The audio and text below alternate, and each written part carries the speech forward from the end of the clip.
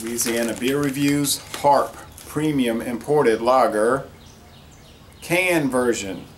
Authentic Pilsner lager brewed with pride. Quality ingredients, superior taste.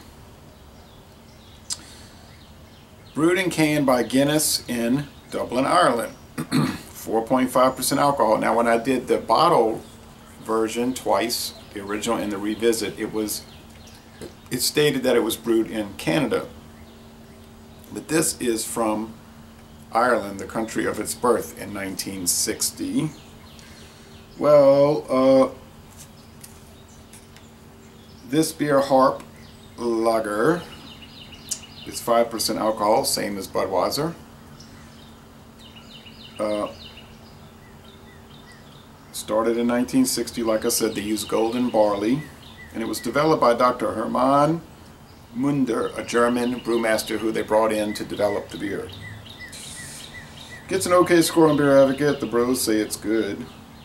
22 out of 100 on Rate Beer, 52 out of 100 for the style. That's no shock because they don't like lagers, if you notice, especially mass-produced lagers. Now it's got a stylized harp on it. If you look carefully, it's like these swishy lines, and it's making like a harp. I don't know. This is the brand new bottle. The label, bottle and can label. I'm not too sure. I think I like the original one, but I'm kind of conservative about these types of things. 14.9 ounce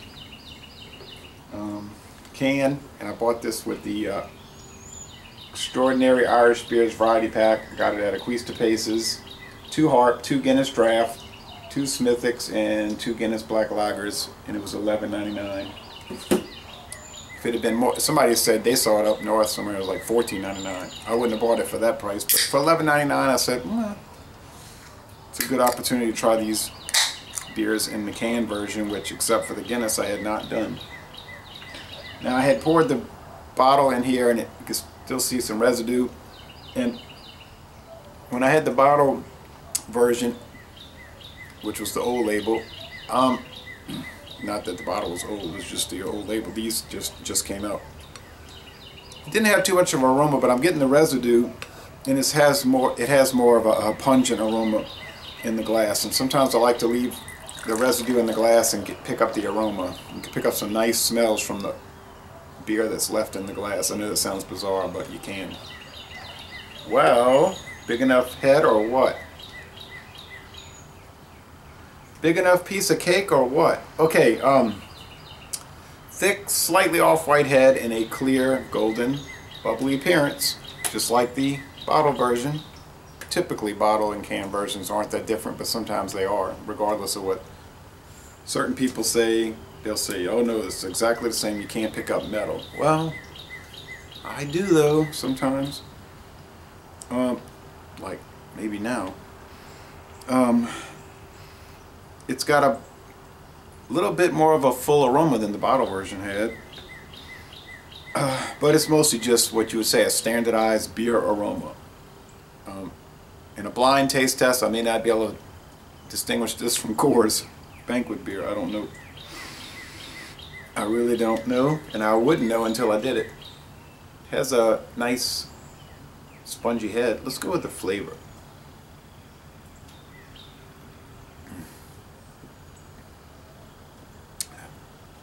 Same as the bottle. Very low profile.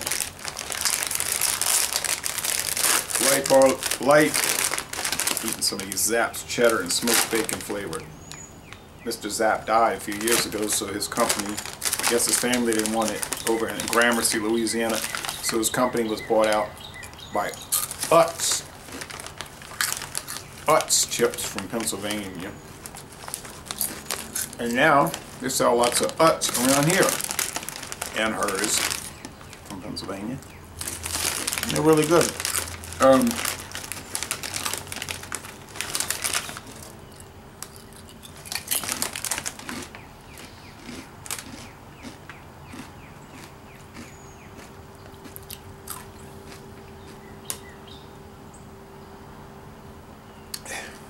It's got a light to medium mouthfeel, but more toward medium. You can definitely pick up the hops here. This is hoppier than Coors Banquet though. And the finish is pretty crisp, easygoing, and refreshing.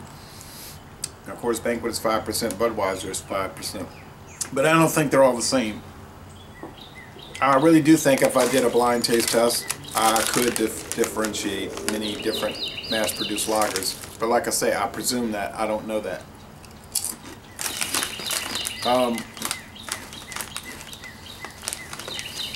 Now,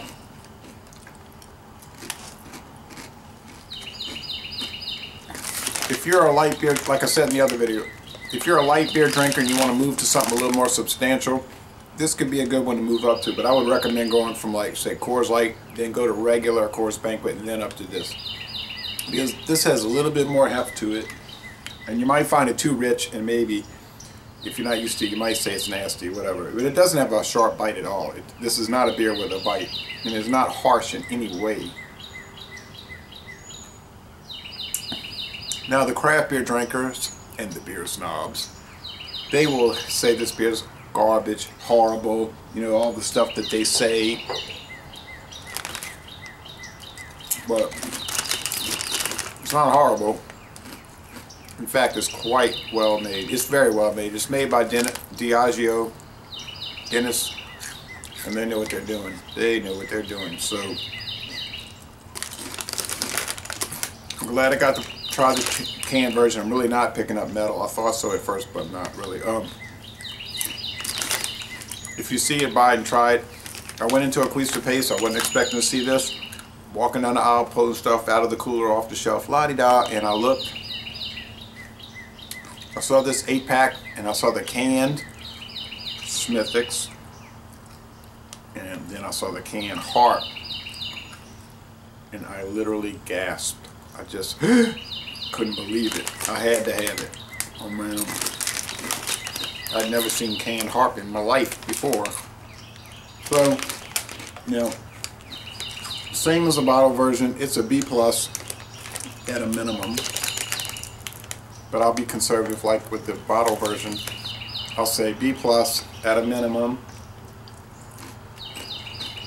If you like good beer, very good beer, this is one to get.